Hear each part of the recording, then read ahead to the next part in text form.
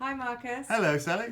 So you're from Woodfield Lettings. That's right. And I've come to visit you today at Cheltenham Film Studios. Well, where, welcome. thank you.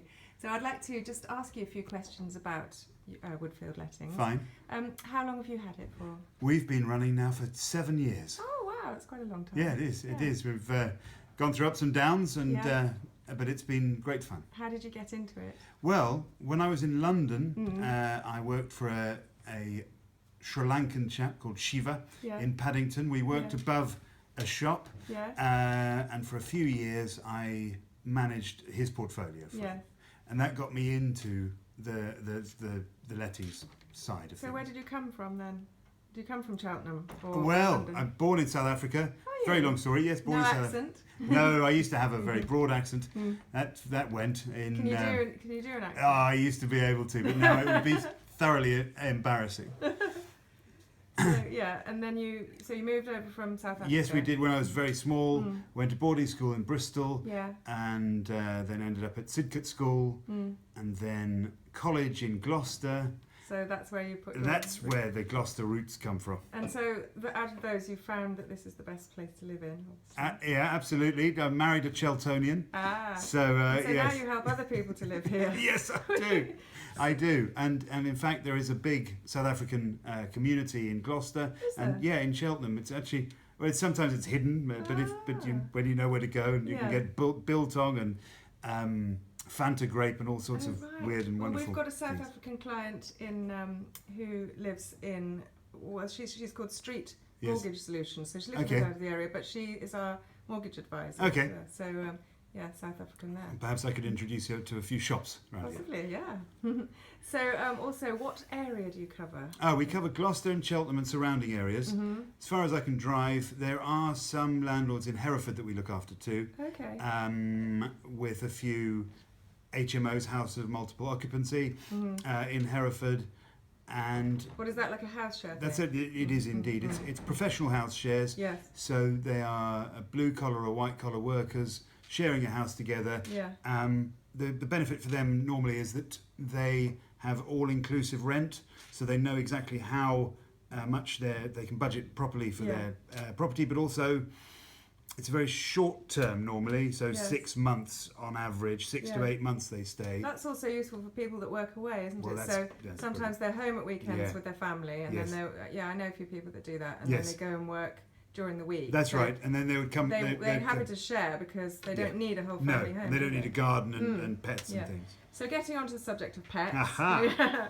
we were talking about them We earlier, were, weren't yes, we? yes, we were. So you like to, you kind of specialise, don't you, as Absolutely. well in people with pets who are looking for lettings? Yes, we advocate pet-friendly homes in Gloucester and Cheltenham. Yeah. They normally are 3 or 4 bedroom houses in semi-rural locations. For example, there's one that we've just taken on in Staverton Yeah. with a massive garden and laminate flooring in the kitchen. So it's Of course it needs a perfect. dog in it. Yeah, so it's crying out It's asking for a a few, dog. it's asking Yeah. for a few Labradors, etc. Yeah. So we try and find landlords that are willing to consider a pet. Yeah.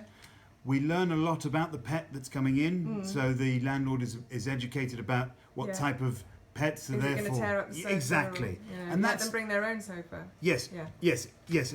Normally Yeah. these properties, pet-friendly homes, are normally unfurnished Yeah. to Well, begin with. while we're on that subject Yes. as well, I can tell you, you're going to rent out my house for me. Yes. I would be happy for Oh, people that's to bring wonderful. pets. And they would have to bring their own sofa. Yes, of course. Yes. Or they can just have mine. Yes. It's already there. I Yes, don't and they mind can that. buy your sofa from you.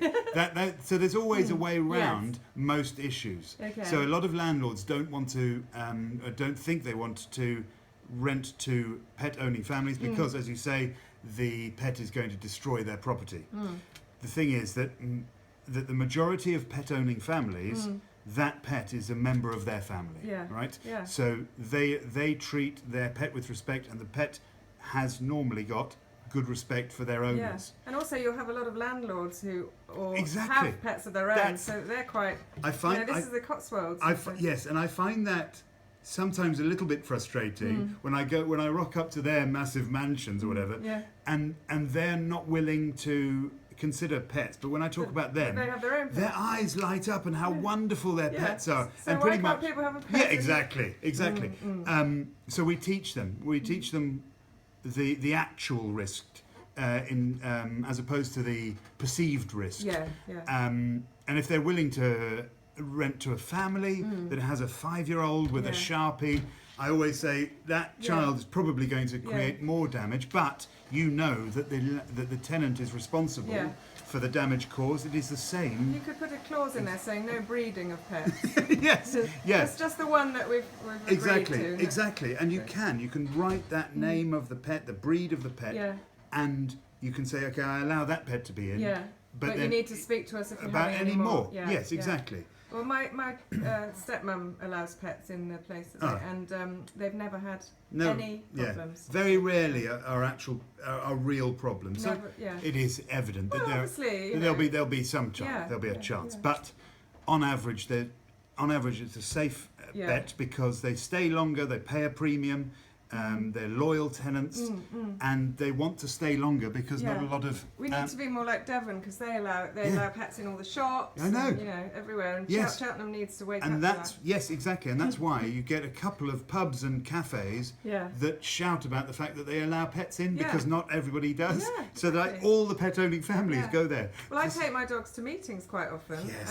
at Malmaison You because see? they even give them a They biscuit do. and a bowl of water. Yeah, So yeah. that's a free plug for them. Yeah, it is.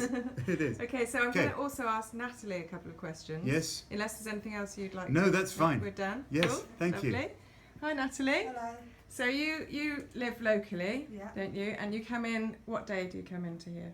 Wednesdays. And you love it, don't you? I do love it, yeah. You're just, today you're doing some labels, is Yes. it? Where's that? So you're sticking on the labels to people and you've already put the information in, haven't you, to the I panel? have, yeah. Yeah. And so is Marcus a good boss to work for? Really good. Yeah. That's really good. Yeah. It's really nice to meet you. And you. Cheers. Thank you.